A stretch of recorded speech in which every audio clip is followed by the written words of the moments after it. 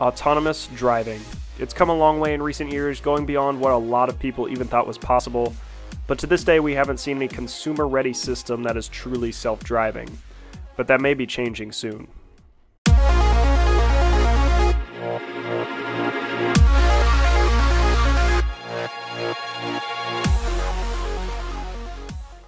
So before we can talk about self-driving cars, we need to talk about the 5 levels of autonomy in cars. First is level 0, where the conventional car is. It has no autonomous driving or safety features, and the driver is in full control of the vehicle at all times. Next is level 1, or hands-on. This is when an automated system and the driver work together to control the car.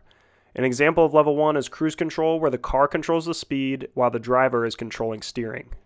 At level 2, we start to get into what most people know now as autonomous driving.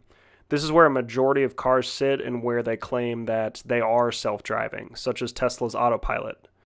At this level, it is hands-off, so the car can control everything: acceleration, braking, and steering, but the driver still needs to pay attention and be ready to take over should an unfamiliar situation arise. Now in level 3 is where things get interesting. This is eyes-off driving, so the driver can feel safe turning their attention away from the road. At this level, the driver can still take control of the vehicle, but it is prompted to do so ahead of time by the car. No production cars currently have this ability, but it is something that Rivian has promised in their vehicles. Level 4 is where we get into more sci-fi territory. At this level, the driver never needs to intervene. They should feel completely safe, ignoring all the controls and falling asleep. The car knows how to navigate every type of environment, and if it cannot, it can lead the car to a safe place until the driver is able to retake control. Finally, there's level 5. This is complete, full autonomy. And this is definitely the goal. The vehicle can navigate any course, needs no driver or passenger input, and doesn't even need a steering wheel. This is something we've only seen in concept vehicles and in very controlled environments. So where are we now? I got a chance to take a ride in an autonomous shuttle that May Mobility has been working on as a part of Smart Columbus. It makes a small loop downtown with a few stops along it, ending back at the Smart Columbus Center. While most self-driving cars are specifically designed for highway driving, this one was specifically made to drive in the city. So it has the ability to read traffic lights, see pedestrians, and avoid other obstacles that the city may provide. Those features were really impressive and something that definitely needs to be perfected should these vehicles hit consumers. But although there's a lot of promising features being developed here, there are definitely a lot of limitations as well. Just on my ride alone, there were 4 to 5 manual takeover spots where the shuttle software hadn't quite been perfected. One thing that the driver pointed out is just how tentative the shuttle is.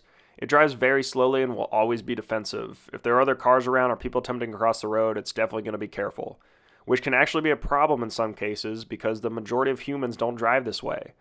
This has actually been a problem for Waymo in California, where the self-driving cars keep getting rear-ended because they actually come to a complete stop at a stop sign. I'm serious, look it up. Lastly, I think the biggest issue facing self-driving cars is the ever-changing environment, especially in places like the Midwest. For instance, if there's snow on the ground, then these shuttles won't operate. They aren't prepared for an environment that's different than normal, and that's a big hurdle for these cars to overcome.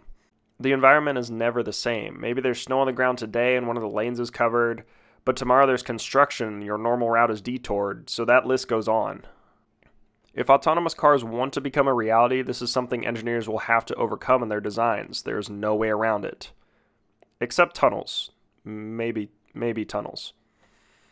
So there's definitely a lot of things self-driving has to overcome before it truly becomes a reality, but for now, it's 2019 and we're still stuck at level 2. I want to hear what you think of self-driving cars. Are they a possibility or just a pipe dream? Let me know in the comments below. And as always, if you enjoyed this video, definitely make sure to hit that like button and subscribe so you can see more videos like this one. And I will see you all next week.